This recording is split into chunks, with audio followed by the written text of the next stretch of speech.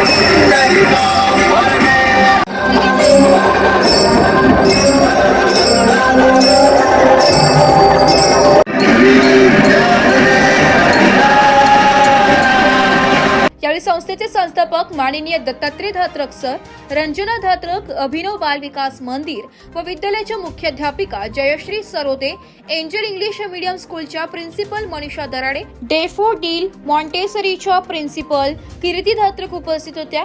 सर्वप्रथम मान्यवरांच्या हस्ते पालखी पूजन करण्यात आलं।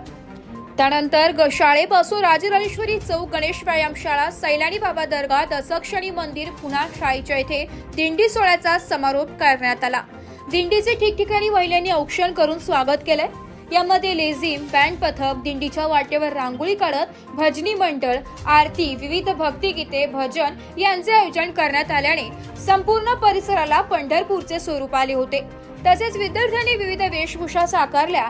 त्यामध्ये विठ्ठल रुक्मिणी, संत तुकाराम, संत ज्ञानेश्वर, संत निवृत्तीनाथ, संत नामदेव, संत गोराकुंभार, संत चोखामेळा, संत गाडगेबाबा, संत मुक्ताई, संत मीराबाई, संत जनाबाई अशा विविध भूमिका साकारत अतिशय उत्साहाच्या व भक्तिमय वातावरणात दिंडी सोहळा हा पार पडला।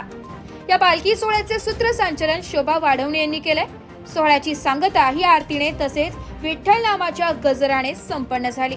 तसेच यावेळी विजया कोल्हे, वैशाली पाटील, कविता कटारे, नलिनी गांगुर्डे, प्रतिभा वस्ते, राजश्री रायजादे, शिवांगी खेरनार, माधवी जाधव, नयना चौधरी, वैशाली चव्हाणके, चारुशीला गाजरे, जुली रोहम, महेंद्र पाटील, महेंद्र साळवे, राहुल सानफ, रवी चव्हाण, नरेंद्र उपाचार्य उपस्थित होते। जागर जनस्थान करिता प्रतिनिधी संदीप नवसे, नाशिक।